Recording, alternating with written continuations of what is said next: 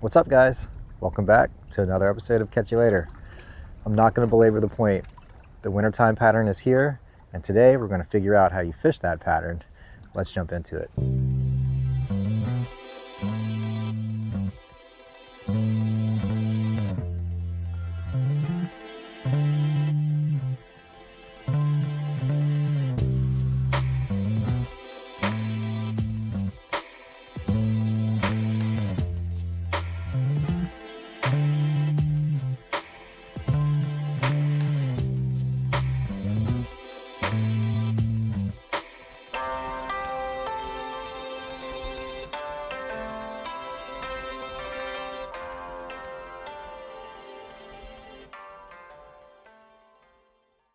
Well, this is both expected and unexpected. The expected part is that we're here at a very low tide. Almost January, February level low tide. And if you don't know what that means, you can smell wintertime in the marsh. And that's because most of the mud banks get exposed. And you'll see as we go in through this bayou, we'll see a lot of that. And that puts off this kind of sulfuric smell, which to me is a good smell because it reminds me of my childhood. But either way, so that was expected. What's unexpected is we have pretty strong winds. You can look at this bay behind me. Just a minute ago, it was white capping. So that's unexpected, but there's a lot of feeding activity around me. Just saw and heard some of it. What we're gonna do, felt a hit there. What we're gonna do is we're gonna let the wind just kind of push us through this bayou.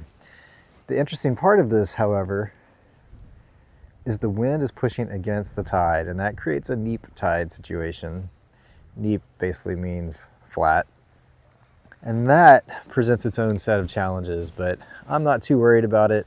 What we're gonna do is stick and move, and that's the way to do it for wintertime fishing.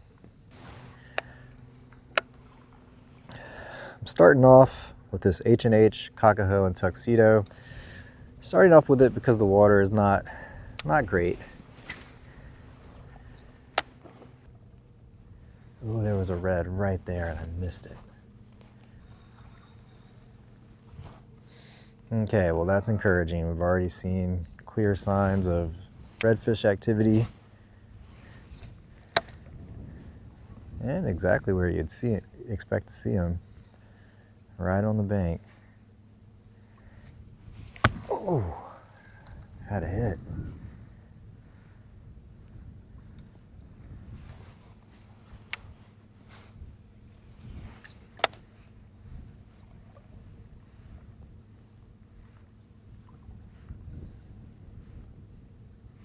Yep, there's one. Look at that. That was fast, y'all. We just started. Oh, really perfect size red. Let's see if there's any more. I don't think I spooked him. That is one benefit of fishing when it's kind of dirty water.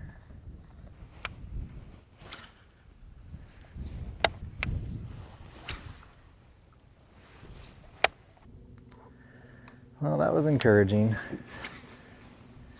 Seeing evidence of reds and hooking into one very quickly. A few more casts in and we didn't get any other hits. So we're gonna keep moving, and that's gonna be the key. That is the wintertime pattern. I may have mentioned it already, but stick and move. And the reason for stick and move is when you have extreme low tide conditions like we have right now, the fish really only have so many places they can go, because a lot of places they would have been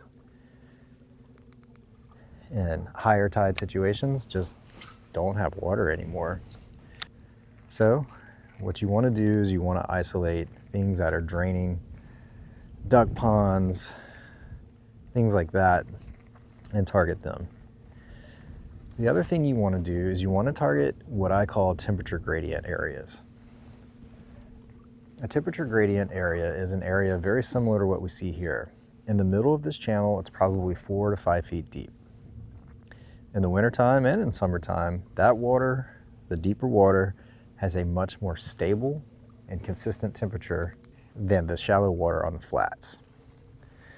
The shallow water on the flats, however, warm up quicker than the water below. So in the wintertime, when it gets a bit cold, at nighttime, the surface of the water gets pretty cold too. So those fish are going to move to areas where they can get into that deep water, where it stays a little bit warmer, and move to the warmer water as the sun begins to rise and warm those things up.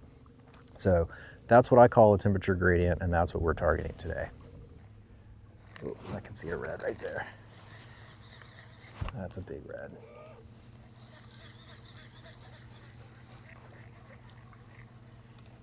Don't know if my camera picked that up. It's not close enough. It's about 10 feet away from me. Oh, look at that.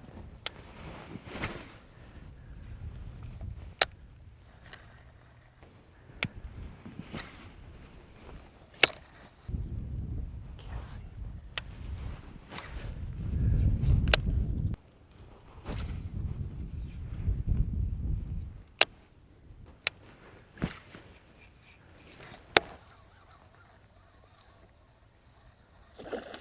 Got it. That was awesome. Oh, my drag's probably too loose. This is a big fish.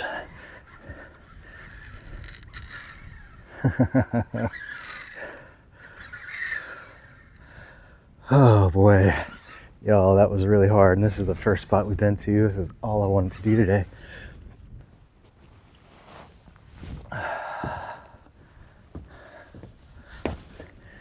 I'll tell y'all, polarized glasses really aren't helping right now.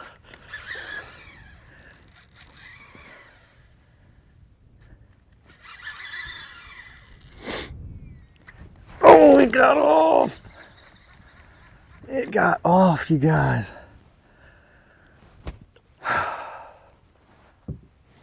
Oh, I was gonna let that fish go anyway, but man, I wanted to land it.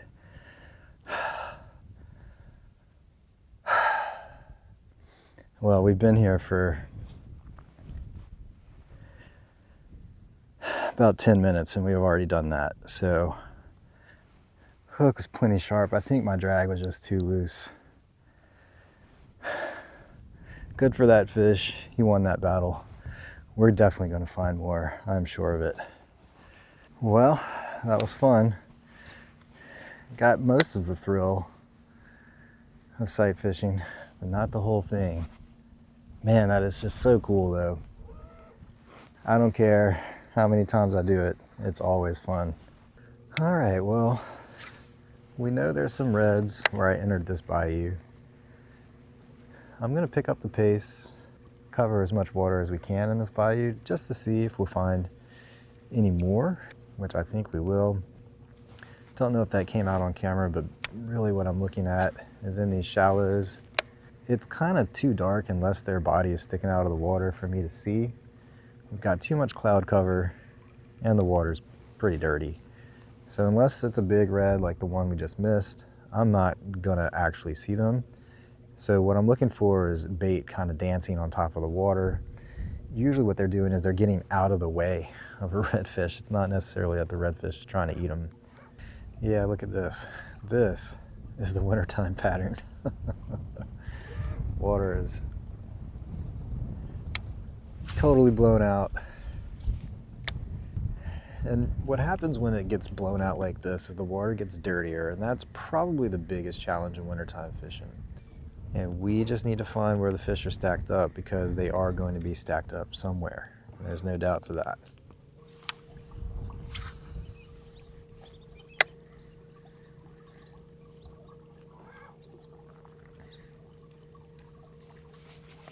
Big one. That was a weird hit. What is this? I can't think that was a trout. That was the weirdest hit. Already shaping up to be a weird day, but aren't they all? That's kind of the best part of fishing, is that from one day to the next, it's never the same. Well, that was interesting. I would not have expected a trout in this water, because it is dirty. Redfish don't seem to mind this dirty water. Trout do. Redfish are extra spooky. Trout, not so much. At least the schoolies, not so much. But what I'm gonna do, I think we're about at the limit of what we can do in this water here. I wanted to try it specifically because I knew it was gonna be like this. And I've had really good success here. And quite frankly, we should have at least 2, maybe 3 reds in the boat already. If I was fishing better, we would. But that said, we definitely see a pattern developing. It does look like the water's cleaner on this side. So what I'm gonna do is just kind of dip into this water here, see if I see any just feeding activity. And if I do, I'll go explore it. If not, we'll make a little run. There's a red right there. Golly. There's one. Oh, got off. That fish just came and walloped it, and I still didn't set the freaking hook. Maybe we should go in there. That was a big fish. I should really change my hook, but I don't want to waste any time.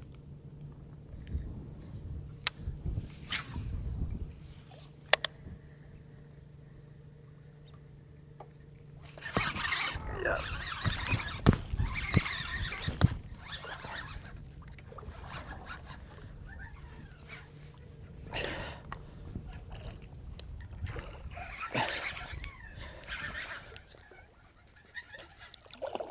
Yeah, that one is pulling that much drag. My drag has just been too loose to set the hook, and that's been our problem.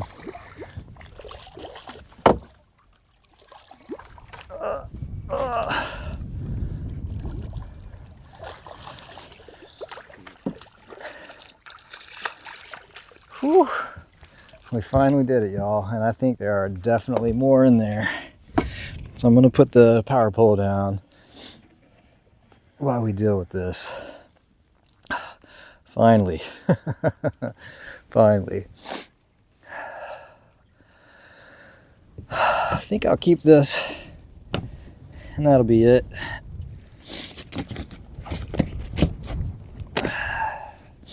This is probably a 20-incher.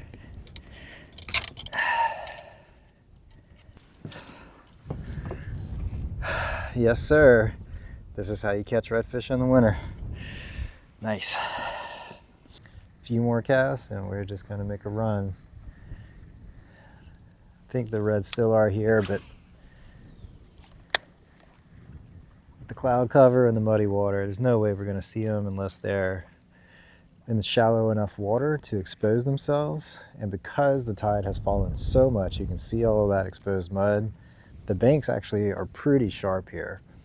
And so there's not really any water for them to be in to expose themselves. So we're gonna make a run. Like I said, my original spot, there's no way I'll be able to get to it today. Ooh.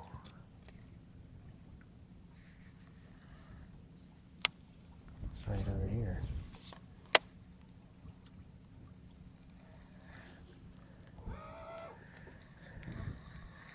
Anyway, no way I'll be able to get to my intended second spot. There was a red right there. I knew it.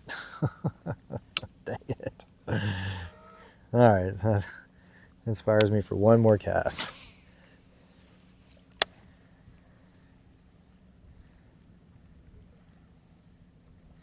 Got him. There he is. Nice. Little rat, but still fun. Set the hook there. So it does seem as though my drag was too loose, and that's why I lost those other fish. Tightened it. This one was running to me, and I got it.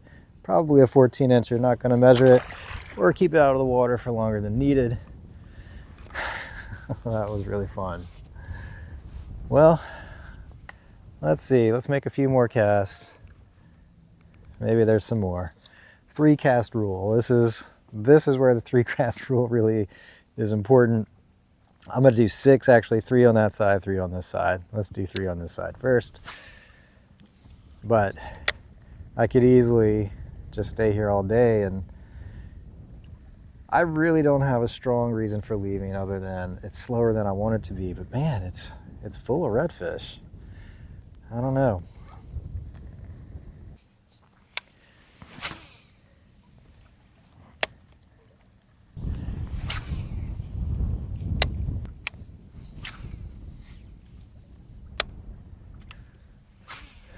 And here's number 6.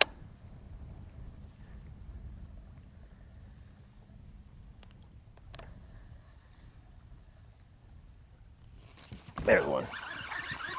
Look at that on the last cast.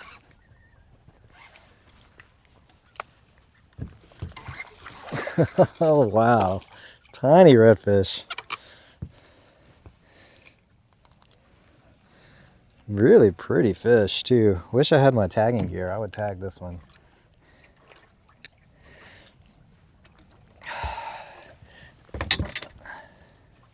Let's show the camera. Beautiful, beautiful multi-spotter. A little tiny guy. 2 spots on that side, 1 on this side. Let's let him go. All right, so what I'm going to go with is something you may not think would ever work. I'm not sure if you put it on sideways or like that. I always put it on sideways. This is one of my favorite wintertime lures.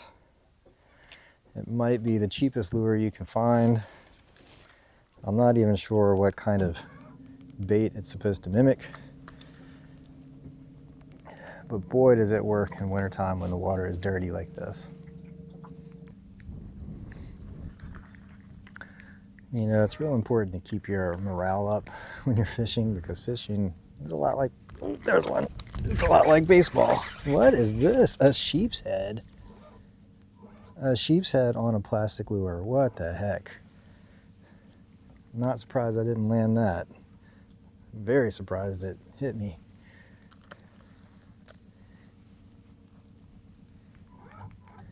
Anyway, well, that's funny that I had a sheephead hit on plastic lure. I was just about to say, fishing's a lot like baseball. It's a lot of failure. But if I don't land a redfish in here, I am definitely going to have some confidence issues for the rest of the day. I see a redfish up there. Yeah.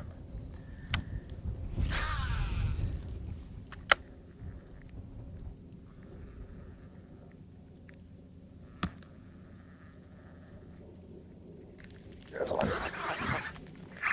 I'm not sure what this is. It's a red. It's a red swimming right at me. There we go. All right. I said earlier we had only landed 1. We'd actually landed 3. Here's number 4. I think 3, and this is 4. Would have been a keeper last year. Not a keeper this year. Nice. All right.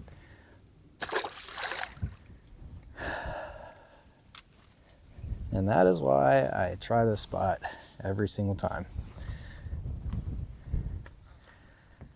And if you go, I think it would be last year around this time, is right here with this exact lure and these exact conditions that I caught red after red. Running right at me, man. Look at that. 2 in a row. Would have been keepers last year, not this year. This one is colored like it's in clean water. All right. What number is that?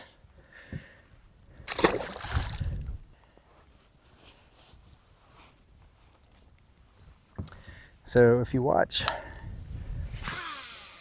a lot of fishing YouTubes,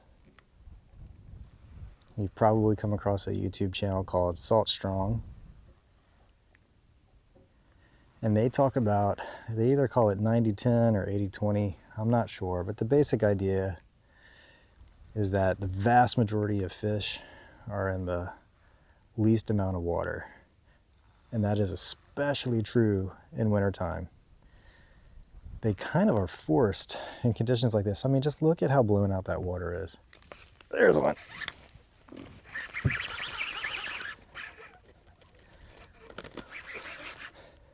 This, oh, he's wrapped around his fin. Number 3, y'all. Look at that. But anyway, as I was saying, they're kind of forced to stack up in this way. Man.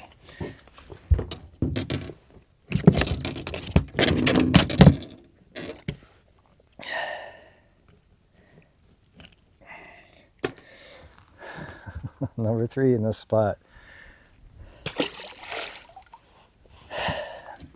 But they're forced to stack up because there's just not any other water for them to be in. And in this particular spot, I mean, there's still reds back there.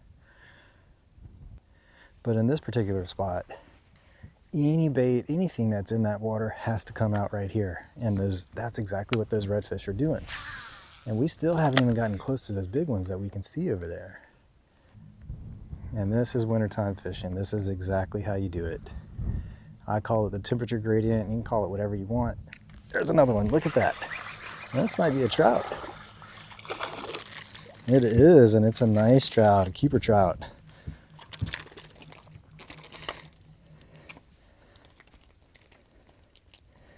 Could this be the lure of the day? Nice, I'm gonna keep that.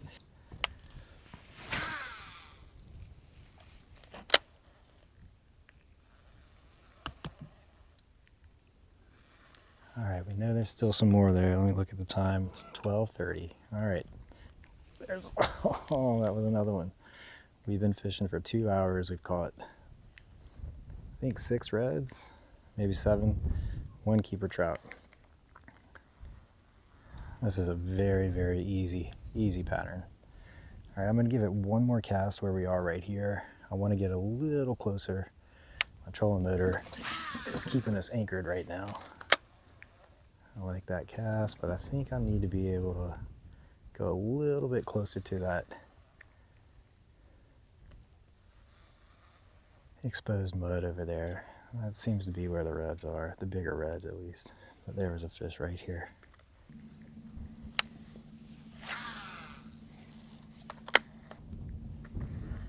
Man. Oh, there's one.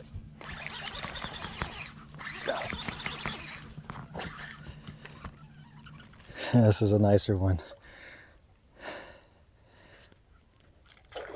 Look at that.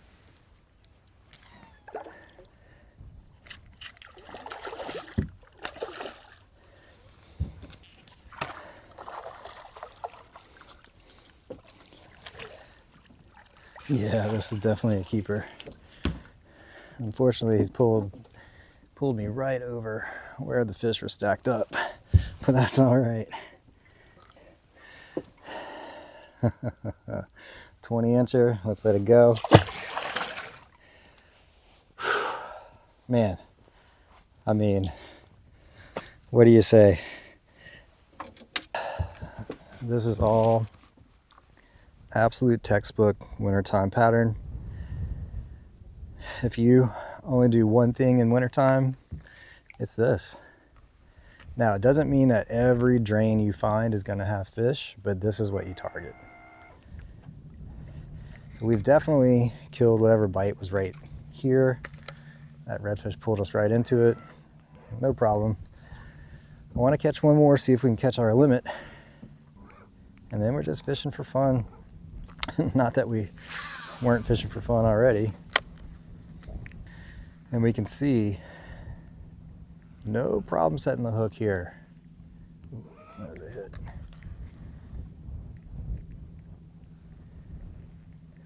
And I think the reason for that is twofold. I think these fish are feeding, and I think the drag was tighter on this rod, and it just made setting the hook a little bit easier. There's one. There's another one. Now you might notice I'm trying to time when I engage the reel. There's a hit.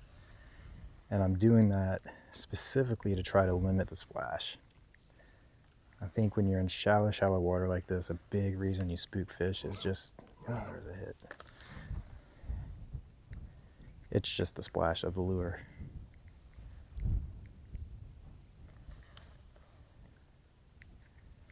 And we're getting hits almost every time, but let me show you how dirty the water is.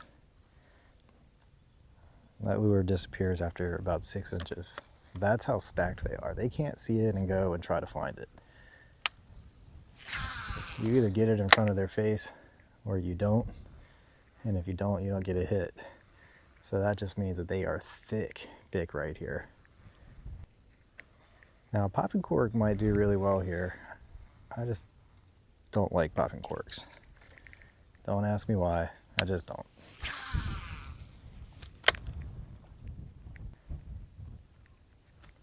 I think it was 12:30 the last I looked, now it's 12:47. So it's been about 15 minutes here. Not a ton of time for as many fish as we caught.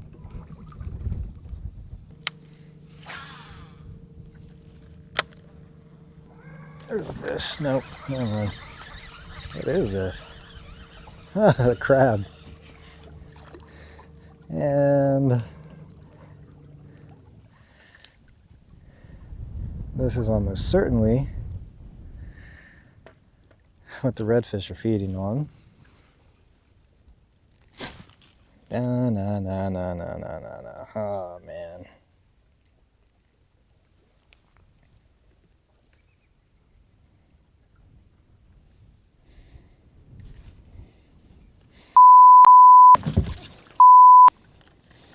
All right, well, that's the first time I've ever been pinched by a crab.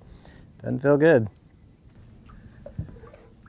All right, well, just made a long, unnecessarily long run to get here. And the reason I wanted to come here is to see if the water clarity got any better. And this is just me downloading data.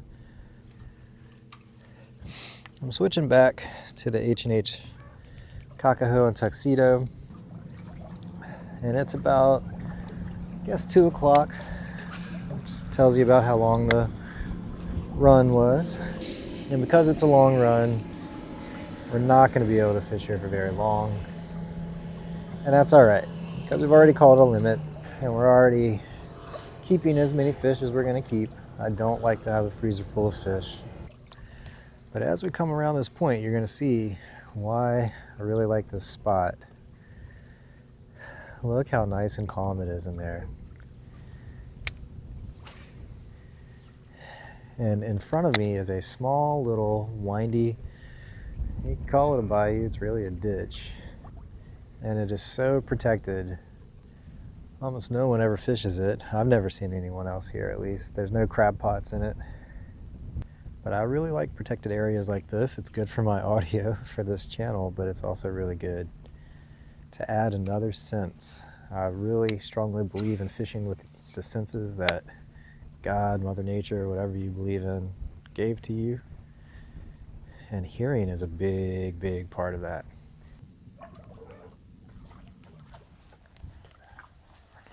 Look at that. What is that?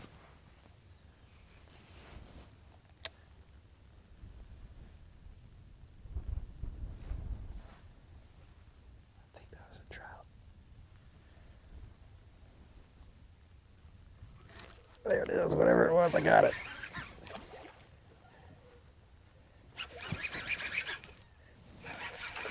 If it's a trout, it's a monster.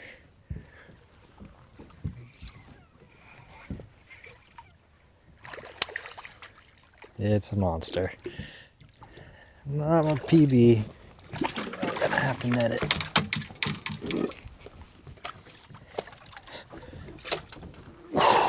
He was just about to get off.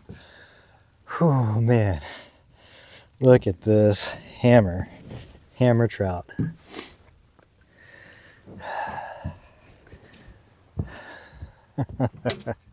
That's an 18-inch trout, you guys.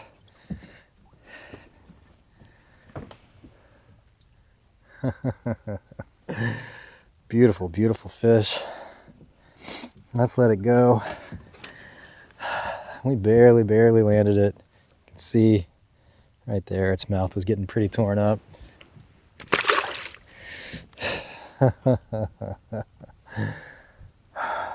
What a beautiful fish. I mean, we saw it attacking bait right there. As we trolled up, we could see something was attacking right there. As I was saying, you got to fish with your senses. I mean, we used our eyes on that, which is usually what we use when we fish, but primarily I heard it, you know. So before we fish even more, this may actually be the last fish I catch, because you can probably hear my voice. The flu is catching up to me. I'm starting to get pretty tired. All right, guys, that about does it. You can see the clouds are rolling in. The sun is starting to set.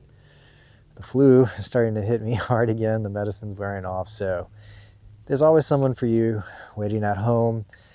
I'm no different. You owe it to them to play it safe, and that's what I'm going to do. I do not want to be racing through the marsh and low light conditions get stuck on a mud flat, right? It's going to take forever. So hot bait of the day, this H&H grub, one of the cheapest plastic lures you can find, honestly. Very easy technique. You just bounce it and something hits it. You target those duck ponds draining. If you don't find any in the drain, go to the next drain, on and on and on until you find them. That's it. That's the wintertime technique.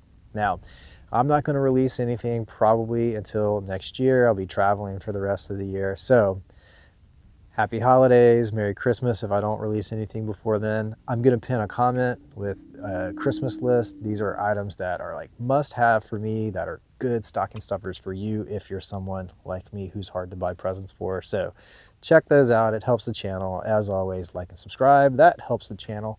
And I will catch you later. See ya.